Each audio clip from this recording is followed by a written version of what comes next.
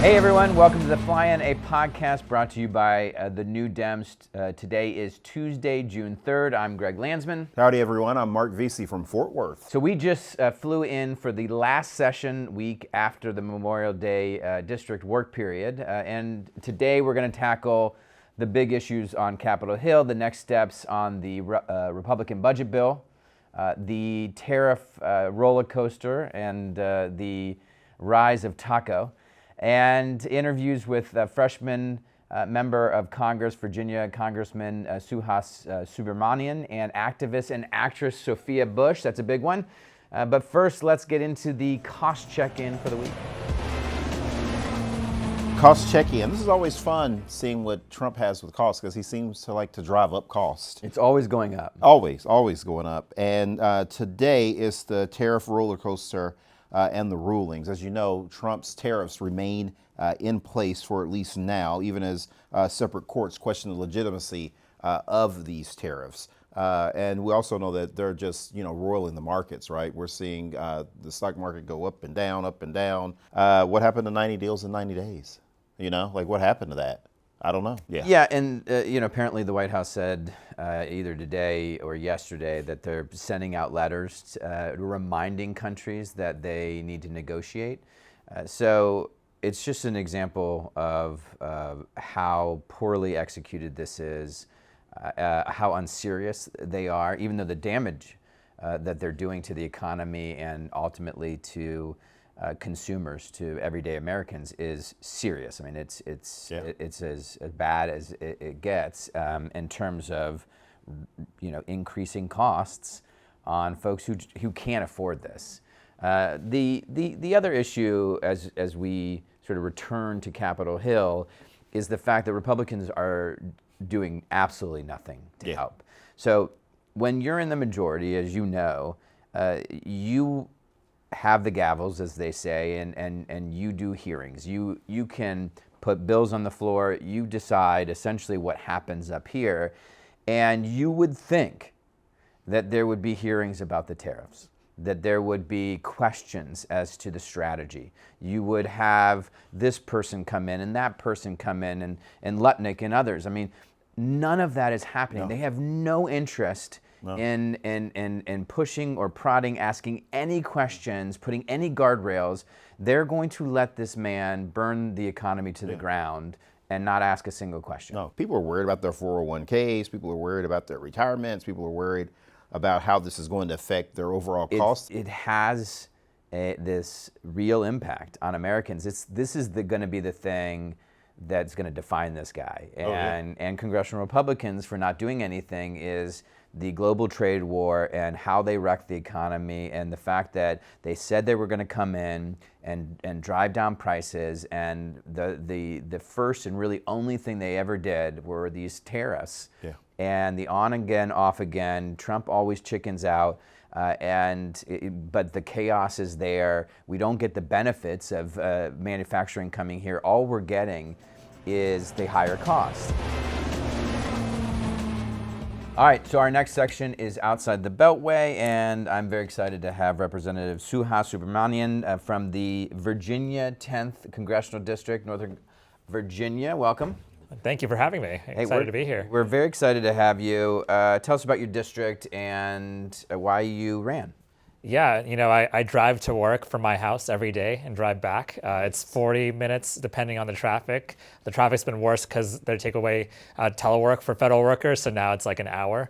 But yeah, we've got Dulles Airport, we've got beautiful farms, and we just launched an agritourism caucus for them. And then we also have really big technology companies, suburbs, rural. It's great. It's a great place to visit, and everyone should come and drink a glass of wine in Northern Virginia. And your dad, you got two kids, right? But two girls? Yeah, 3 and 5. They've got they're sassy. When I come home, they boss me around. I'm not the congressman at home. Do they come with you out and as you go around being Mr. Congressman? Do they come with you? They do, and they sometimes when people call me congressman, they jokingly say, "Hey, congressman, can you get me water?" Like they just, they're very sassy. But yeah, I took them to the Pride Festival on Sunday. We went to the Strawberry Festival together a couple weeks ago, and so it was both work and family at the You same have a time. strawberry festival? We have a strawberry. It's so good, yeah. And the strawberry jam, strawberry pie, and of course you can pick your own strawberries. It's great. What got you into politics? I went to school in New Orleans at Tulane, and Hurricane Katrina hit the city while I was there, and so I was pre-med. I switched so I could get more involved in community activism. That's how it started. I ended up working on the Hill. Every time I try to leave, it keeps pulling me back in, so here I am. So you worked on the Hill? I did work on the Hill, yeah. I was a legislative correspondent. I've answered the mail that everyone emailed, all the outrage. That's what the three of us have in that's common. right. Oh, okay. Right there. Yeah. We all worked on the Hill. And I did not know there are that, not okay. that many of us who Yeah. worked on the Hill, worked for a member of Congress. I was an LC, you were an LC, legislative correspondent. We do a lot of the mail. What was your job? I worked in the district. You worked in the district. Oh, okay. And now we're up here. Outside of politics, what's your favorite thing to do? I like to play pickup basketball. I like movies. We just watched the last Mission Impossible yesterday with my wife. It was very exciting.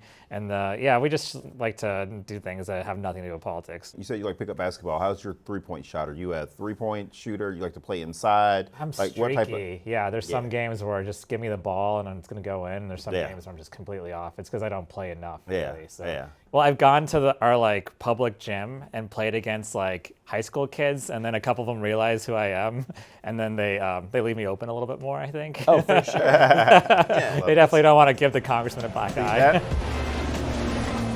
The congressman is going to stick around as we jump into our next segment, Three Big Things. We're going to tackle next steps on the budget bill, what's going on with federal workers. Musk is out, but Doge continues, and then our interview with Sophia Bush. Uno, dos, tres. So the first thing is next steps on the budget bill. The Senate is taking this on. It's in their court. My understanding is they've got 4 weeks, which is a terribly long period of time. The more exposure this bill gets, the more unpopular it is. They already have several members who have expressed doubts about this bill, and Elon Musk came out today and said this is a disaster. And by the way, for those of you who forgot, this is a $4.5 trillion bill that cuts over $1 trillion in health care, cuts $200-300 billion in food assistance, adds trillions of dollars to the deficit, all to pay for tax cuts that overwhelmingly benefit the wealthy big corporate investors. 14 million people are going to lose their health care. Yeah. And they know that when that many people lose their health care, people are going to die. That's what really should be wrestled with in the Senate, not just the deficit spending, but the fact that they are going to kill Americans by taking healthcare away from almost 14 million people. They're so beholden to this president that they become out of touch with the American people and with what's going on and the impact of what they're doing on the American people. I think our job is to actually communicate that connection between what they're doing and how it's impacting people, because what they're also doing effectively at times is trying to blame immigrants, trying to blame other people, try to sidestep the truth when it comes to what they're doing. And that's the only play that they have right now. Their latest talking point is that there weren't Medicaid cuts, and now there's cuts, but it's only to illegal immigrants. Those are the only people losing Medicaid. None of that is true. And so we have to make sure that the people know what's going on and what they're doing. Republicans, as long as I can remember, have always focused on tax cuts, and it's always been tax cuts for the wealthy. Yeah. The argument they've made is, well, it'll trickle down. We know now that it trickles up, usually to corporate investors who get stock buybacks. But they're adding this component for the first time, at least I can remember, that in order to pay for these tax cuts, they're going to strip away health care from millions and millions of people. That's somewhat new. They've tried to kill the Affordable Care Act, but they've never tried to take health care away from 14 million people to pay for tax cuts that overwhelmingly benefit the wealthy. That is new, and for Joni Ernst to say, we're all going to die and just essentially make fun of the whole thing is truly insane, and again, will frame this budget debate. Yeah, I think they're making a bet that the American people won't pay attention and that by the time they're impacted, they will have already won all the elections they needed to. And I don't think they're going to win that bet. I think as long as we continue to communicate what's happening on the ground and how it's impacting people, they will lose that bet. What do you think is happening on the Senate side? And what do House members do, or can we do, to influence United States senators? I mean, it sounds like on the Senate side that it's just a ball of confusion, right? You have Hawley, you have Collins, you have Jim Justice, Murkowski, saying that, no, this is a no-go. This is not going to work. And, who knows, I mean, and they've all shown that, that again, that they're very subservient, they're very servile, and that when Trump threatens them, that a lot of them will get scared and go along with the program. But it's going to be really fascinating to see exactly how they start talking about this and whether or not it's going to go anywhere. I mean, I'm just not sure. But if you're a Republican House member, you have to be thinking, if you knew that you were going to have all these key senators on the Republican side that were not for this, why in the hell did you make us walk this plank? All right, and the number 2 story is Elon is leaving Doge, but Doge is not leaving us, and you have a ton of federal workers. What should people know about what is happening with federal workers right now? Yeah, absolutely. There's another guy people should know. His name is Russ Vought, right? And so this guy is the architect of Project 2025. He's there to basically implement Doge without the chainsaw. So he's not as well known, but he's just as, if not more of an attack and an assault on the federal government and workforce. And what people need to know, because I represent a lot of federal workers, is that the people who are leaving are actually the people we really needed. They're the ones that are the most employable in the private sector. They're the ones taking the deferred resignation. And there's a brain drain happening in our federal government. And what I say is, why don't we have merit-based hiring in our federal workforce? That does not mean hiring the most Trumpiest person in our federal government that we can hire. That means hiring the best people. And so when they assault DEI and attack DEI, what DEI really is having the best lineup that you would on a basketball team, right? A basketball team is a center that's 7 feet tall. It's also a 5'11" point guard that can shoot threes, right? So you want a mix of good people. And what's happening right now is that they're driving people out of the federal government and replacing them with people who are not qualified. When you're back in the district, I assume because you have so many federal workers, you're running into federal workers every day. What are they saying? I mean, what should we know from their experiences? Yeah, half my neighborhood works in the federal workforce, either as government civil servants or contractors. And what they're saying is, I do essential work, and they're basically laying off people, and by doing that, we're gonna be spending more money later on. So one example is, someone who does cancer research, their lab is now closing down because of the cuts to the federal workforce and cuts to NIH. And because of that, we will never know the cancer that would have been cured because of the work that they're doing or the trials that would have actually helped people. Same with people who are working at the USDA, for instance. They were doing research on crop disease, and now that research has been shut down and that department has been canceled. And so because of that, we might have a really bad issue with the crop disease moving forward. There's so many stories, dozens and dozens, hundreds of stories that I hear every day from people who do really, really important work to our federal government and for our country. And so cuts to the federal workforce affect every single American, hurts our country. Is Doge going to miss Elon Musk, or is Elon Musk going to miss Doge? I don't know. I don't think Elon Musk is going to miss his administration. He's in the EV car business. They've been attacking EV cars. He's in the space business. They've been cutting NASA. I mean, you name it, it's hurt his business. That's why he's going back, right? Yeah. And so now he's complaining about this bill. I'm sure he's not happy about tariffs. I think he made a mistake and he knows it. And so he's trying to walk it back a little bit. But he did what they asked him to do, or they wanted him to do. He literally took a chainsaw to the federal government. Well, they did everything but cut waste, fraud, and abuse, because there's a lot of waste now. There's even more fraud than ever before, and there's certainly a lot of abuse, as we've seen. Even the inspectors general that they hired all have histories of waste, fraud, and abuse themselves. And so they've done everything but what they were supposed to do or promised to do. And so, what I tell my constituents and the American people is that this administration lied to you. They said they're going to make government leaner and more efficient. They haven't done that. It's less efficient. Just call the Social Security office for your benefits if you want an example of efficiency now. And what we have to do is just explain to people that call to the Social Security office is the fault of DOGE and what this administration has done. And for our third big thing this week, our interview with Sophia Bush, actor, activist, and producer. We're so excited to have Sophia Bush here today. She is an actor, an activist, an entrepreneur, producer, and a podcast host. You may know her from movies like John Tucker Must Die and the TV hit show One Tree Hill. She also has her own podcast, Work in Progress, does a ton of voter and women advocacy work. Sophia, welcome to The Fly-In. Let's get into it. Willkommen. Thank you so much. I'm thrilled to be here with you both. All right. Danke, I should say.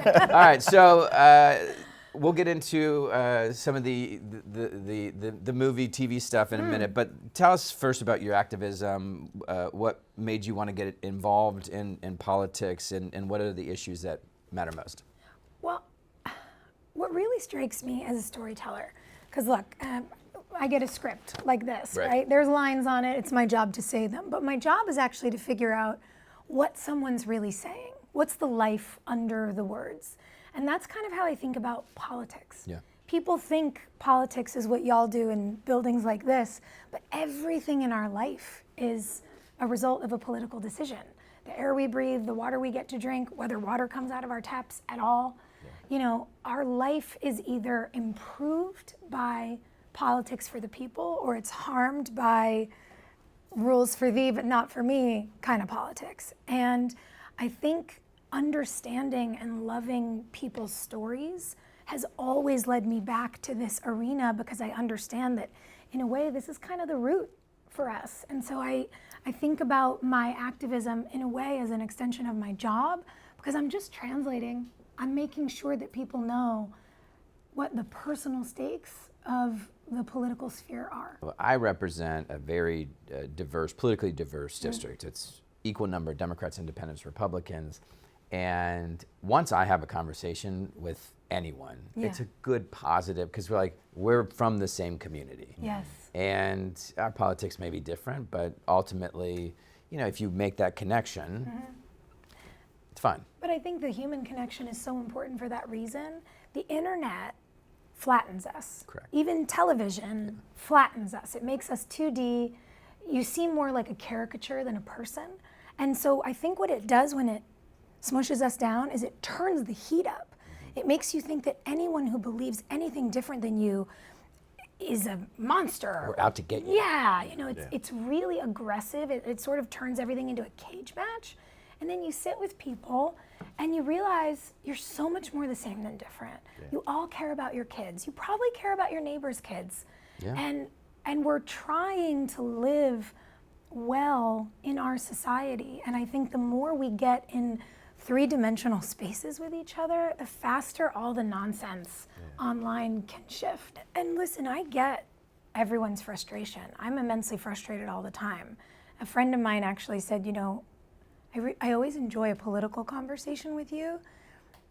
You want to talk about nuance. You'll sit for hours and do this. Yeah. And I just need to give you a little bit of feedback. You seem pretty pissed off online all the time. And I was like, well, online is such a small part of my day. And I'm just telling people, this is a crisis thing and you need to know about it. And she was like, yeah, but it just reads crisis. And I was like, oh, thank you. I'm not trying for that. But I do think it's okay to admit how bad it is. It's okay to admit that America is essentially being bought and sold for parts to a terrifyingly powerful wealth class at the cost of everyone else. Yeah. And if some people can't see that, ask why. I think the desire to be right or to be snarky isn't helpful. I feel it often. Sometimes I type the thing I want to say on the internet and then I go, that is not your highest self. Don't you do it. I think we have to phase out the self-righteousness. Look, it happens on both sides. I can only control what I say to my colleagues. I can control what I say to both sides, but I have more power over our side, and I think we have a tendency to try to be right, as opposed to just like, let's just solve the problem. Let's bring as many people together as we possibly can and solve the problem. Yeah. I do understand that, but I also have to say it's incredibly frustrating to be saying what is true. I know. Yeah. And for other people to be lying, and then for those people to tell you like to be right. It's like, it's crazy making. It is. That is true. It's crazy making. It is. But I really admire the way you all are organizing and what you're doing, with the coalition and in the caucus. Like, at this point, it's just a fact. It's like, yes, they're cutting Medicaid. Correct. Yes, yes, they're deporting people that aren't criminals. Yes, they're breaking the law all of the time. Yes, he's taking bribes. Yes, you're right. It's just true. But I don't think we can get unstuck from the fighting about who's right unless we remind people that the whole point of telling the truth is to create a better world. And what that reality really is hope. Yeah. We have to remind people to be hopeful, that lots of people care, that folks will risk to do the right thing. Yeah. Like, let me tell you what, it's not exactly popular when you're supposed to be unknown as a human, to play any character, to be like, this is what I believe. This is the hill I will die on, the Constitution, that's my hill. Yeah. People don't love it, but I'm gonna do it. And you're gonna do your work, and you're gonna do your work, and you're gonna talk to your constituents. And like, I really still believe most people are good. Yeah. The big question that we're all wrestling Yeah. with is, advice for us. I mean, because we're in the middle of this fight. We're trying to serve as the firewall and proactively shift public opinion away from this chaos. Of course. But we'll take any and all Yeah, advice. we'd love some advice.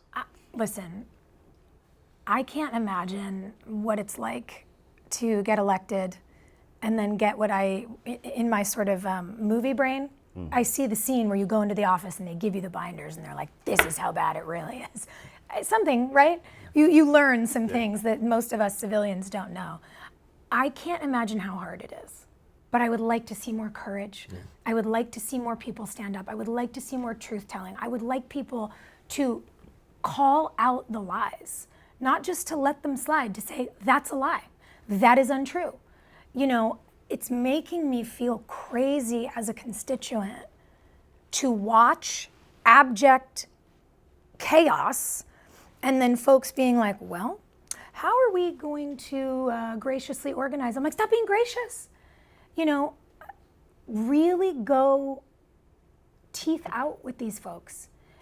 Meet them where they are, because what it feels like to me is that we're coming, use like a Grease reference, like we're showing up to the knife fight and we're coming with a pen and they're coming with an Uzi, and it's just not, this is not a level playing field. And it's not that I want you to debase yourself or the party or the halls of democracy in the way that they like to. It's that I just really wish they'd get called on their shit a little bit.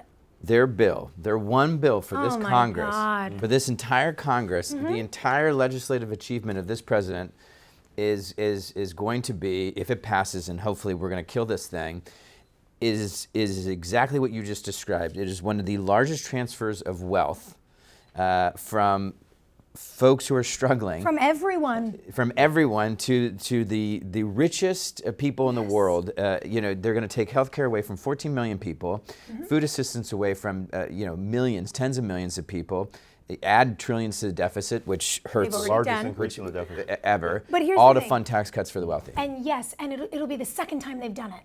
And this is a point we need to continue making. 25% of the debt of this country, the U.S. debt, our democracy, 25% of our debt, we've been around for almost 200 years, was created by Donald Trump in his first term. Yeah. 1/4. It is unfathomable, and they want to do it again. And here's a criticism I will offer of our party, something we really didn't do well during the previous administration. And I'm going to go ahead and, send well wishes to President Biden and repeat forever and always that I love Kamala Harris. We were not clear enough that the suffering Americans felt during our rescue, getting us out of COVID, doing such a good job for the economy, lowering inflation in a way that didn't trigger a recession, which every economist thought that it would, and we lowered inflation at such rates that inflation actually started coming down in other countries around the world. People didn't feel it because they were suffering. A lot of people lost their jobs. Yeah. People couldn't see the grand scale of what was being done. And particularly, people didn't feel what a good job President Biden and Vice President Harris were doing turning the economy around because they were under Donald Trump's tax plan. Yeah. So all these people were out here during the election last year saying, I'm paying more in taxes than I ever have. I'm suffering. Yeah, because you're under Trump's tax plan. Yeah. The tax plan that gave $1 trillion to the wealthy, you're paying more in taxes and you're going to till 2025. Yeah. Donald Trump's favorite thing is to screw up your pocket and make sure that that screw up begins in the next president's term. He tried to do it with the cuts to Medicaid. He didn't want them to go into effect until 2029 so that a Democrat would get blamed for less health care. Yeah. The man is spiteful and cruel, and so is the rest of his party. Yeah.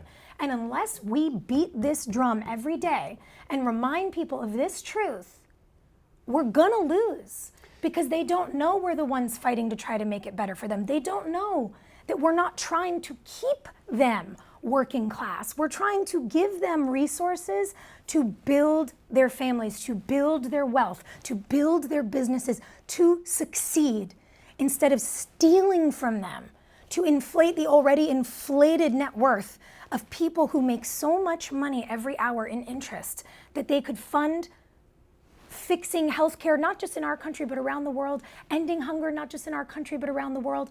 And we don't talk about it well. Yeah. And we need to. Yeah, that's right. And that's what I think about that. Yeah. This has been amazing. It has. You're amazing. Thank you. We genuinely appreciate you doing this. I love we're being learning here. this. We're Very trying to do much. the communications and storytelling. So we'll take all the help. Oh my God, call me all the time. Okay, great. This is our 9th episode. Yeah, so we're just What? we're just getting into You it. guys, I feel so flattered. Yeah. Well, so do we. Free double digits? Wow. All right, thank you so much. Thank you for having me. All right, we're back with Congressman Suhas for our final segment. In case you missed it, we're going to have a little bit of fun. These are the some of the craziest things that may or may not have happened because we were gone last week with Trump and the Trump administration. You're going to tell us if it's true or false. Deal? Sounds good. Okay. All right, number one, Trump earned a new nickname last week, Taco, which stands for Trump always chickens out, in reference to his tariff negotiations. Yeah, I cheated. That's true. Someone just told me about that before I came on. How did you not know this? I don't know. I was out in the wineries and breweries in my district hanging out, and so I missed this. You clearly had a better week than the rest of us because, of course, I knew about this. Mark? I did know about it, and I thought it was funny. To me, the best part was his response. Trump was angry. He was fuming. Dude was like triggered. It reminded me of being a kid. We watched those old cartoons and you see steam coming out of the cartoon character's head. He was that mad about this nickname. And now, since we know this is his MO, he's going to keep doing it. And it's going to be interesting to see, is he still going to be this furious every time someone uses it? Taco. All right. True or false? Trump's new FEMA administrator wasn't aware there was a tornado season. Yeah, I think that's false because it's hurricane season, I think we're talking about. Apparently he didn't know we have a hurricane season. I grew up in the Gulf Coast, so he should come down there sometime and check it out during hurricane season. Yeah. Number three, the Trump administration and RFK Jr.'s Make America Healthy Again report cites multiple non-existing studies. I think this is true because this administration loves to make stuff up. And so I think that's probably in line with that. That they say it was because of formatting issues. Oh, okay. Which is if you have somebody who's working for you and they mess up, let me change the format. And you're like, I should have told my teachers. That wasn't the issue. In high school, I should have told my teachers that it was a formatting issue. Oh, I did all the time. Okay. Yeah, I was like, no, that got lost in the format. Let me fix that. That's a go-to. Okay, yeah. Now I know. Yeah. Your buddy, Russ Vogt, the director of OMB, said, quote, no one will lose their coverage as a result of this bill, in talking about this disastrous budget bill. True or false? I think that is true. He said this despite the fact that legislation will take away health care for There's a 14 million people. Yeah, that's a lot of people, though. Yeah, again, this is why Republican Senator Josh Hawley said this is terrible policy. It is cutting Medicaid. This is health care for tens of millions of Americans, and you're going to have 10 to 14, 15 million Americans lose their health care. It could be more, quite frankly. And it's politically suicidal. That's what Josh Hawley said. Now, they're going to turn the screws on these folks over in the Senate. I don't know what's going to happen, and most people believe that there will be a bunch of things removed from this bill that don't pass the reconciliation bar of being spending only, no policy. That's the Byrd rule. So there'll be a bunch of things that get removed from this bill. Maybe those things won't matter when it comes back to the House. Maybe it's things that, were critical to securing one of the 215 votes they got. Remember, they only got 215. And 214 of us voted against it. It was a 1-vote margin. So they can't lose any more votes in the House. It's also true that, you got senators who don't like the health care cuts, and then other senators who don't like the deficit spending. And I don't see how they resolve that. And the only way it passes is if they bend the knee. They just say we'll do whatever Trump wants, even though this is against who we are. Yeah, so far House Republicans have just done whatever Trump says. So I could see the Senate rewriting this bill and then House Republicans just getting in line anyway. With that said, I think all Trump cares about is the tax cuts for the wealthiest corporations. And I don't think he even cares about the rest of the stuff. And so we'll see what happens and what they actually preserve and whether Trump will still support it. I think the issue with them getting in line, which is going to be fascinating for me to see, is that now, they've built Elon up to the point to where, he's an 800-pound gorilla in the whole scheme of this thing too, right? Sure, he's not the president of the United States, but if you don't want to vote for this thing, you can basically tell Elon and all of his people on Twitter or X, whatever you call it now, you can say that I'm with you, and that, I think, will give them sufficient cover to be against Trump, and I don't think it will be a damn thing that Trump can do about it. It is not hyperbolic to say that Americans will die if this bill passes and people lose their health care. Millions of people lose their health care, folks will die. And so for that reason alone, we should kill this bill. They should kill this bill. And there is some hope that this bill may die. Now, it's not inevitable. In fact, it's more likely than not that they will just fall in line. But we have to do everything in our power over the next couple of weeks to kill this bill. Absolutely, yeah. And I think we also have to put the pressure on them from every different angle, whether it's fiscal responsibility or people dying, right? Because there's a lot of bad things about this bill. Yeah, one big bullshit bill. Mm-hmm. Save Americans, kill the bill. Yep.